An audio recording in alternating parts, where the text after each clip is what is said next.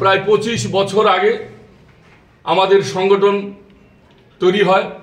আজকে 25 বছর পূর্তি। আমাদের 25 বছর পূর্তি উপলক্ষে আগামী 10ই ফেব্রুয়ারি অর্থাৎ আগামী পরশু শনিবার আমাদের স্থানীয় আগরতলা পুরাতন জেল সংলগ্ন যে ক্ষুদিরাম বসু স্কুল মাঠ, সেখানে আমরা এক ঐতিহাসিক ভক্ত সমাবেশের আমরা আয়োজন করেছি এবং হাজার হাজার ভক্তবৃন্দ নিয়ে আমরা শ্রী চৈতন্য মহাপ্রভুর সন্ন্যাস লীলার যে 514 বছর যে পূর্ণ হয়েছে, আমরা সংগঠনের পক্ষ থেকে আমরা সেটা বিভিন্ন ঐতিহাসিক গ্রন্থ থেকে আমরা বের করেছি যে চৈতন্য মহাপ্রভু সেই 514 বছর যে আগে সন্ন্যাস গ্রহণ করেছেন জীবের জন্য, সেই সন্ন্যাস গ্রহণের জন্য তো আজকে আমরা ধন্য হয়েছি, চৈতন্য মহাপ্রভুকে আমরা কাছে পেয়েছি।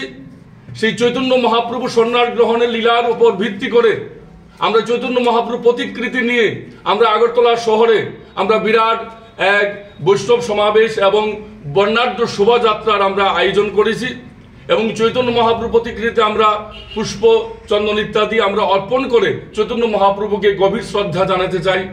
আমি সমস্ত ত্রিপুরাবাসীর কাছে আমি বলতে চাই যে আমাদের যে প্রতিহিংসা ইত্যাদি দাবানল থেকে মুক্ত হয়ে বিশ্ব শান্তি বার্তা আমরা যেন সকলকে দিতে পারি এবং চৈতন্য মহাপ্রভুর প্রেম ধর্মের উপরে যে জীবে প্রেম, শুধু জীবে প্রেম নয়, সমস্ত বস্তুর প্রতি যে প্রেম স্থাপন করা চৈতন্য মহাপ্রভু শিক্ষা দিয়েছেন যে প্রত্যেক হৃদয়ের মধ্যে গোবিন্দ অবস্থান করছেন, পরমাত্মা অবস্থান করছেন।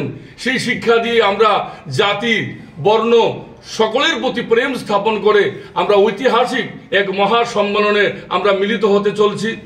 আমি সমস্ত ত্রিপুরাবাসীর কাছে প্রার্থনা জানাচ্ছি যে আপনারা যথাসময়ে এই চৈতন্য মহাপ্রভুর যে সন্ন্যাস লীলার 514 বছর পূর্তি উপলক্ষে এবং গৌড়ী বৈষ্ণব মহামণ্ডলীর 45 বর্ষ উদযাপনে যে মহা সম্মেলনে আমরা যে ক্ষুদিরাম বসু স্কুল মাঠে আমরা করতে যাচ্ছি, সেই সম্মেলনে যোগদান করুন।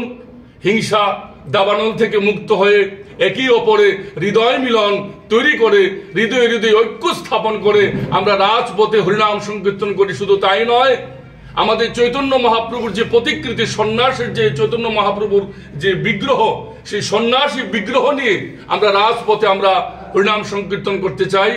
জগৎজীবের কাছে আমরা এটাই বলতে চাই যে চৈতন্য মহাপ্রভু যদি গৌর না হইত কেমনে ধরিতাম দে শ্রী রাধার মহিমা প্রেম রস সীমা জগতে জানা তোকে। তাহলে শ্রী গৌরাঙ্গ যদি না হতো তাহলে শ্রীমতী রাধারানীর প্রেম রস নির্যাস আমরা কি করে জানতাম? তাহলে সকলেই মিলে আমরা ধ্বনিত করব, বলে শ্রীকৃষ্ণ চৈতন্য মহাপ্রভু কি, বলে শ্রীকৃষ্ণ চৈতন্য মহাপ্রভু কি, রাজ্য গৌড়ী বৈষ্ণব মহামণ্ডলী কি।